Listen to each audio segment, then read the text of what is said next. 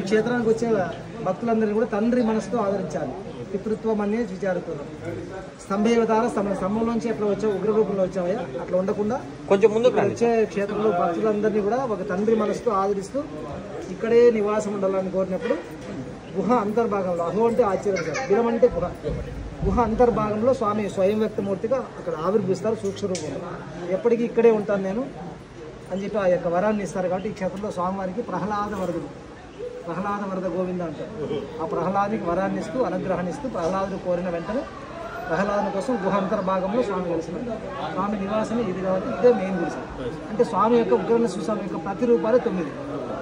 ఒక చోట సంహారం చేసింది, ఒక చోట లక్ష్మీ సమేతంగా శాంతించింది, ఒక చోట చెంచులక్ష్మి పెళ్లి చేసుకుంది, ఒక చోట కాళంజనరసింహ స్వామి హనుమంతుడు దర్శనమిచ్చింది, ప్రహ్లాదికి యోగం నేర్పించింది, గంధర్వులకు మోక్షం ఇచ్చిన చక్రవర్తి నరసింహస్వామి, పరశురాములకు దర్శనమిచ్చిన భార్గవ నరసింహస్వామి, ఇవన్నీ కూడా 9 అవతారాలు.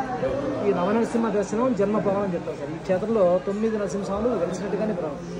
ప్రతి యుగంలో కూడా బ్రహ్మాది దేవతలంతా కూడా సేవించినట్టుగా. ప్రతి యుగంలో పరమేశ్వరుడు చతుర్ముఖ బ్రహ్మ, వేదాల కోసం బ్రహ్మదేవుడు సేవించారు. అట్లాగే త్రేతాయుగంలో శ్రీరామచంద్రమూర్తి సీతాన్వేషణ సమయంలో సీతను రావణాసురుడు ఎత్తుకునేటప్పుడు ఈ యొక్క స్వామివారి యొక్క పంచామృత శ్లోకాలతో స్వామిని ఆరాధన చేసి సీతాన్వేషణ ఇక్కడి నుంచి మొదలుపెట్టారు. రాముడు వచ్చి పూజించారు. ద్వాపర యుగంలో కృష్ణుడు మహాభారత యుద్ధంలో పాండవ సమేతంగా కృష్ణుడు సేవించారు. మహాభారత యుద్ధంలో పాండవులకి విజయం కాదని చెప్పి కృష్ణుడు పాండవ సమేతంగా స్వామిని దర్శించుకున్నారు. పాండవులు విజయం పొందినట్టుగా.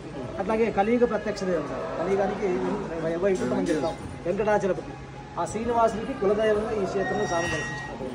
వెంకటేశ్వర వివాహకాలి సమ్రాట్ అని చెప్పి పద్మావతి అమ్మవారిని వివాహం చేసుకున్న తర్వాత స్వామివారు మనం ఇలవేల్పుగా ఈ యొక్క అహోబల నరసింహస్వామిని సేవించి ఉగ్ర నరసింహస్వామిని దర్శించుకున్నాము. శాంతమూర్తిని చూడాలని సంతోషించింది. స్వయంగా వెంకటేశ్వరుడు లక్ష్మీ నరసింహస్వామి దివ్య ప్రవేశించాల్సింది. ముఖ్యంగా దేవతలు, గంధర్వులు, సప్త ఋషులు, ఆల్వాళ్ళు ఈ క్షేత్రంలో స్వామివారిని ఉదయగుణంలో కూడా బ్రహ్మాదేవుని దర్శించుకున్న వాటి క్షేత్రంలో దర్శించుకున్న వాళ్ళకి ఈ 9 నరసింహస్వామి దర్శించడం నవగ్రహ బాధ్యత, నవగ్రహ దోషపడి ఒక్కొక్క నరసింహస్వామి ఒక గ్రహాధిపతిగా చేయించుకుంటారు. సార్ అవకాశం ఉంటే ఒకసారి 9 నరసింహస్వామి చూసేందుకు తప్పకుండా ఉండాలి. వన్ డే అవకాశం ఉంటే చేశారంటే వన్ డే పడుతుంది. నెంబర్ పెట్టుకోండి. కాలినడక మొత్తం కాదు అంటే నువ్వు పావన వెళ్ళాలంటే పావన భాగం 2 కూడా జీప్ అరేంజ్ చేసుకోవచ్చు. మిగతా జ్వాలామాల వరాహ మాత్రం నడిచి వెళ్ళాలి. ఒక 2.5 కిలోమీటర్ డిస్టెన్స్. ఎక్కడి నుంచి సార్? పునర్దర్శన ప్రార్థిస్తాం రావాలి.